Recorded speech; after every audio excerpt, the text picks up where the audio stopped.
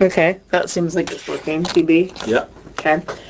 Today's date is June 28th, 2022. I'm here with, live in person at the Monroe County Sheriff's Office with Inspector Donnie Barrios.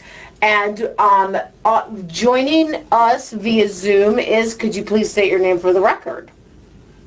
Patricia Thompson. Patricia Thompson. And can I call you Patty Thompson for short? Please do. Captain Thompson, formerly known as Captain Thompson. Could you raise your right hand, Captain Thompson, and do you swear or affirm that the statement you're about to give is the truth, the whole truth, and nothing but the truth? Yes, I do. Okay, so we are contacting you, and I cannot thank you enough for voluntarily giving this statement, since you are no longer Captain Thompson of the Monroe County Sheriff's Office, but just Patty Thompson now. And I am calling to see if you could answer some questions about an incident that took place. Let me get my folder out here.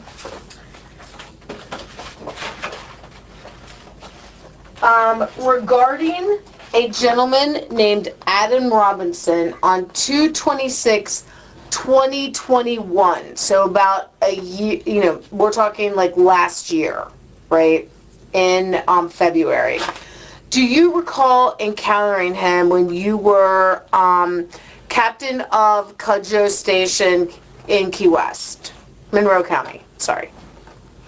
I remember the incident. However, I had no direct contact with him. What can you tell me about what you remember from the incident?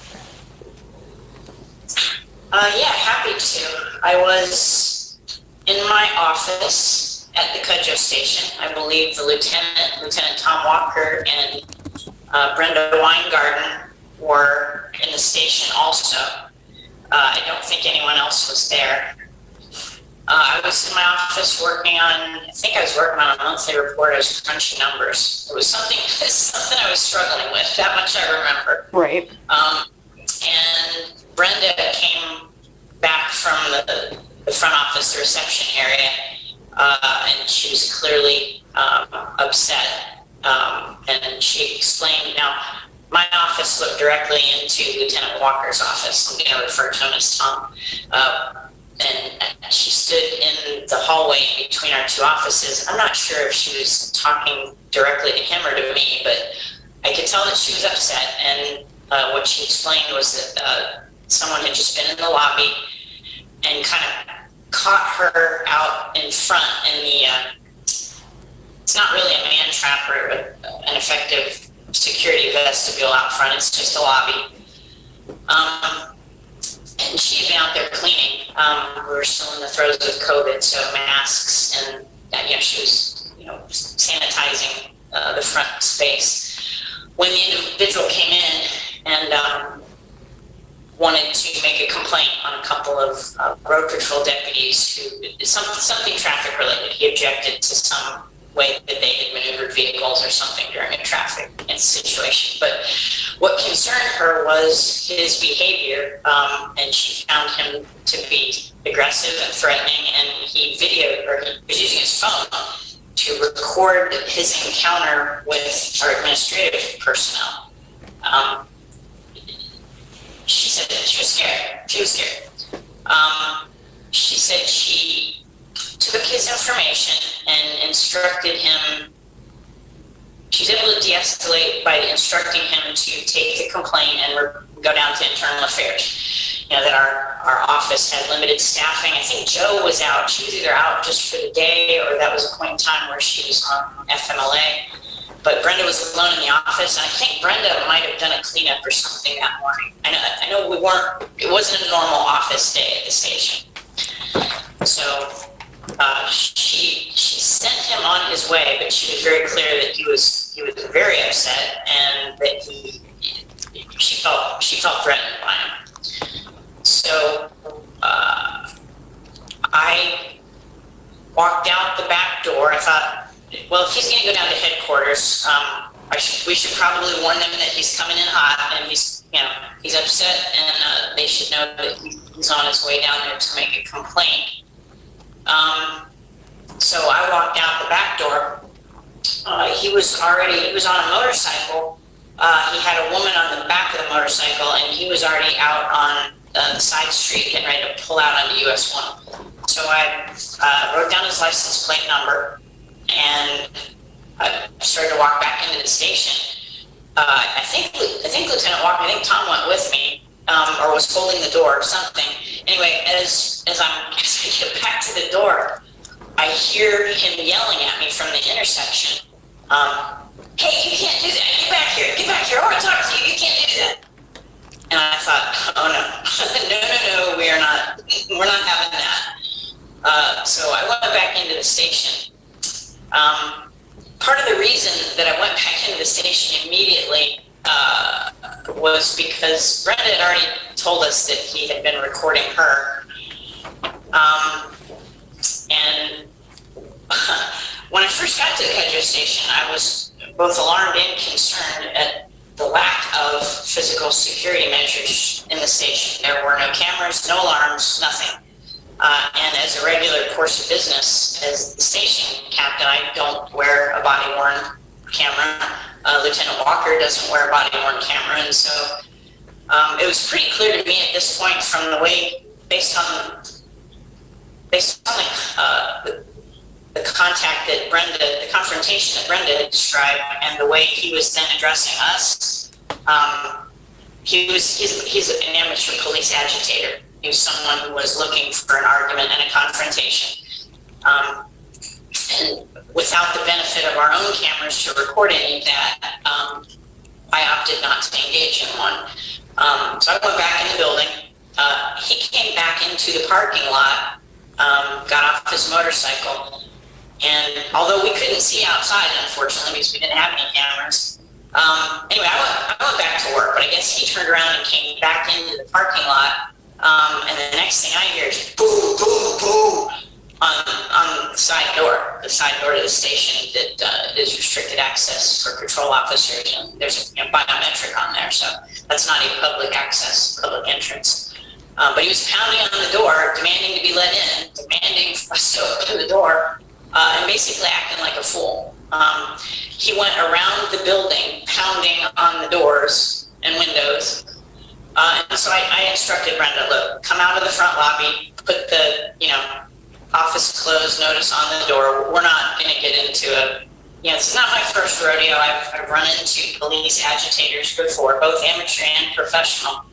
And their whole game is to agitate law enforcement to the point where, unfortunately, occasionally some people lose their composure and say or do regrettable things, which they then capture and sell to content, usually on the internet, and then try to use to sue. It's no different than dealing with people from the Westboro Baptist Church or anybody else. That's their game, and the accepted professional law enforcement practice at this point is to make a reasonable effort to de-escalate, which Brenda had already done and clearly was not successful. And if you're not able to de-escalate, then you just disengage, you don't engage. And certainly without any security footage or security cameras at the building and just him recording, I wasn't going to engage in a conversation. And so he was directed to go down to headquarters where there are cameras and there are access controls, and there are a lot more people if he would choose to be even more aggressive. And we called in a deputy because he stayed. He kept pounding on the doors, and I'm like, no, we're not having this. Number one, don't come into the station and create a scene and be rude and disrespectful and confrontational with our administrative staff and still expect to get good customer service, because that's not going to happen. So we called in a deputy and told the deputy, look, he's upset. He's been instructed what to do if he would like to make a complaint on an officer. We're happy to take complaints at the station. I took them on the phone. I took them as walk-in complaints. I'm happy to take a complaint from any citizen that feels that they would like to make one, as long as they behave in an appropriate manner. It's a public place, and don't come in and act like a fool and pound on the doors and, demand and be rude and confrontational and aggressive and threatening to our employees or to me. So at any rate, we called in a deputy from the road, and we left him stand outside because we were not going to engage in any of the nonsense. We let him stand outside, and eventually, I think it was Don Stulkin that came in from the road, and told him, "Look, we're happy to take a complaint, but you're going to have to take that down to headquarters and log it with IA." My understanding is he wouldn't identify himself at first. He wouldn't, and then eventually it was a trespass warrant, and he didn't comply with that trespass warning, and so he was placed under arrest and he was removed. And what I remember was that the young lady, I don't know if it was his wife or his girlfriend, she behaved herself, and she was horrified with his behavior. She was very embarrassed, and we actually felt badly for her because, with him under arrest now for trespassing, she was left with a motorcycle and left, stranded at the substation. So I asked Lieutenant Walker if he'd be kind enough to give her a ride to wherever they came from, and he did. He took her back. I think they were staying at Venture Out. They were on vacation, and she told Lieutenant Walker that she was embarrassed. She didn't know why he got so upset, and gosh, I felt bad for her. She asked if we could. I think we asked her, well, look, we plan to do with the motorcycle.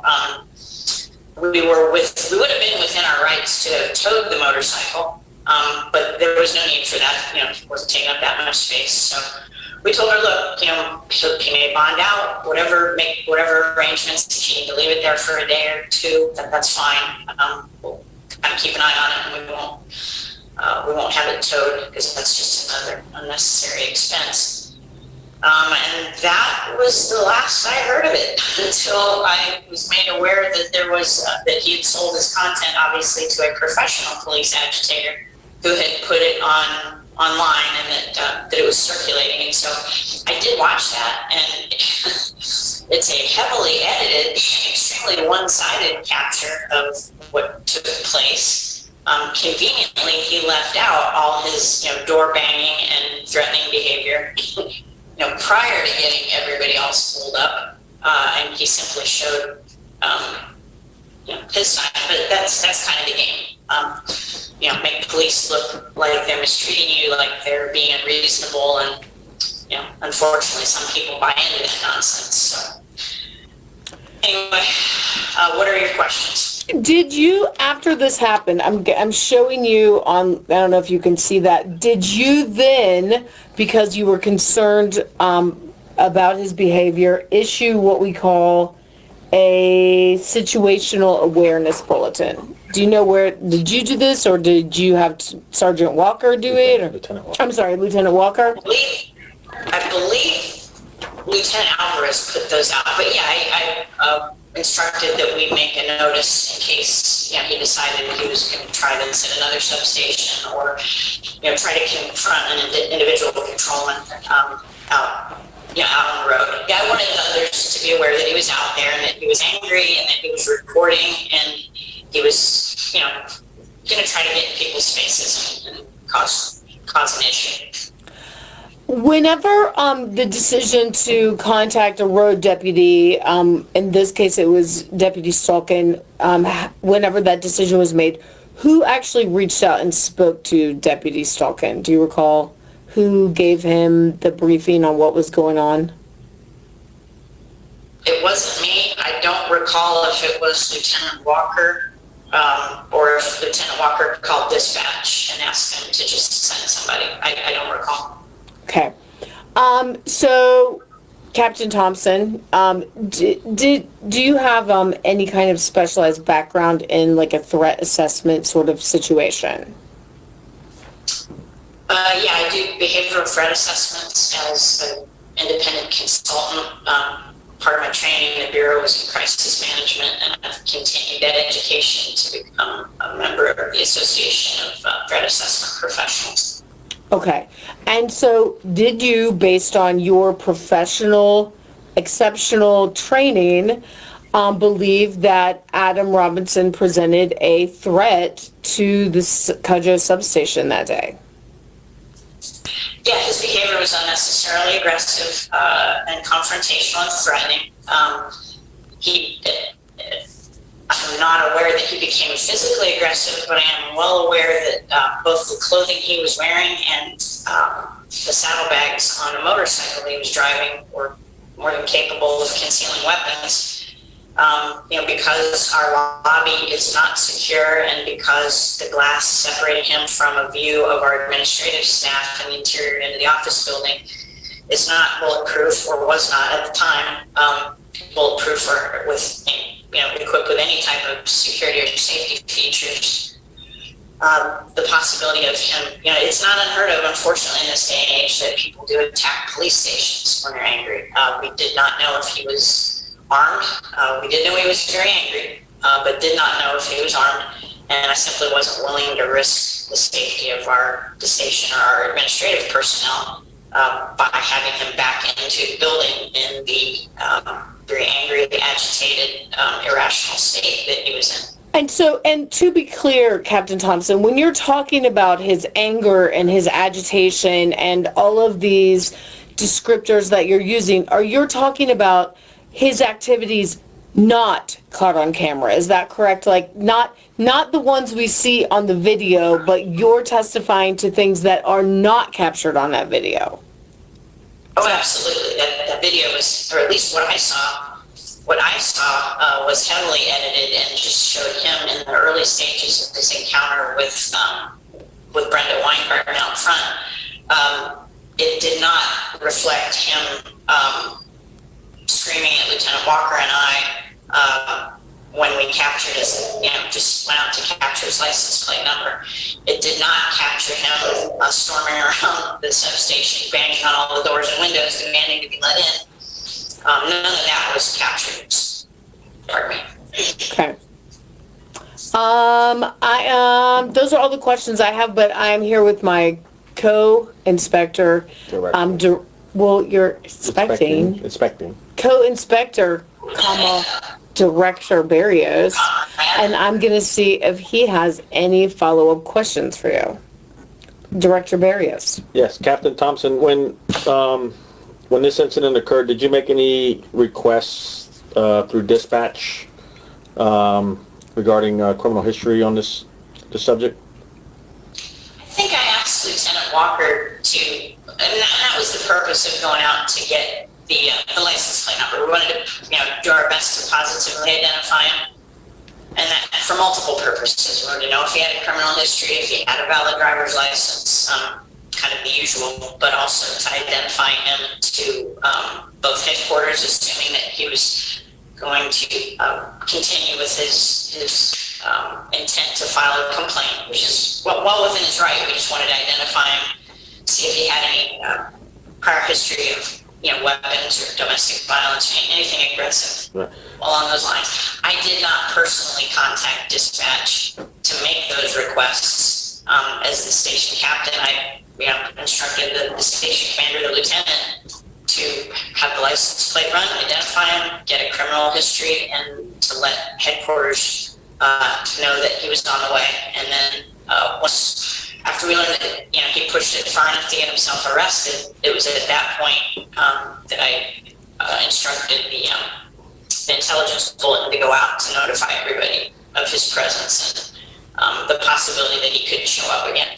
Okay, and that intelligence bulletin was, besides that, were there any other notifications made regarding this individual? Not that I recall. Okay. Not that I recall.